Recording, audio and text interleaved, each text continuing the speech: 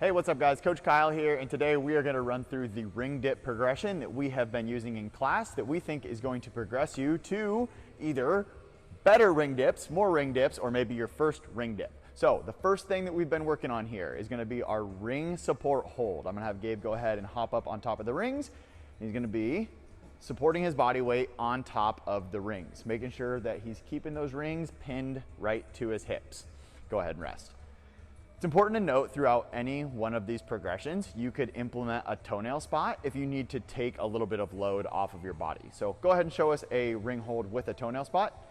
He's gonna go ahead and keep his toes on the floor, doing as little as possible, but making sure he's able to keep those rings in. So just note that you can keep or use a toenail spot for any one of these movements. So we have the ring dip hold at the top.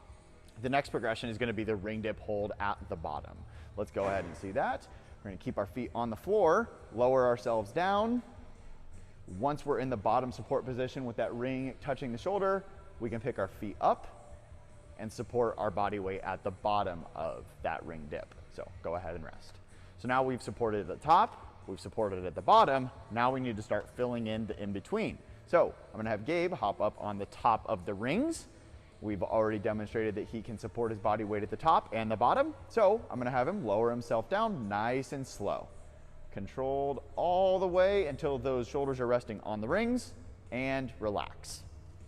So from there, we would start building volume. Maybe I would have Gabe do 2 or 3 reps of that, where he lowers himself down, puts his feet down, and then stands up.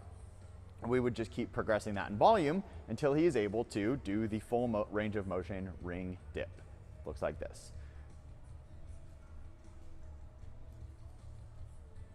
Perfect. So that is our progression for the ring dips. We have a few tools that we're going to be using to help fill in some of the gaps there. So that's coming up next. So up next we have the ring push-up, and we're staying in close because there's no good way to get an angle on this at all. So I'm gonna awkwardly move out of the way here. So what we're finding a good movement to bridge the gap between those ring dips, or if you need to build capacity in the ring dip, is gonna be the ring push-up. So I'm gonna have Gabe go ahead and demonstrate that. You can probably guess what it looks like, but we will need to use a box to get the proper height. Lower yourself down. Notice at the bottom, this is exactly the same as that ring dip. That ring is sitting on the shoulder is sitting on the ring. Gabe's shaking a little bit, and he'll go ahead and press back up. There we go, good. So that's your ring push-up. So if ring push-ups are a no-go for you and you need to build up the capacity to get up to the ring push-up, we are gonna use the chaos push-up. To do the chaos push-up, we're gonna need a band looped around the J-hooks. I'll have Gabe go ahead and demonstrate what it looks like. But this is going to give you a little bit of the instability that the rings provide. Let's go one more rep here.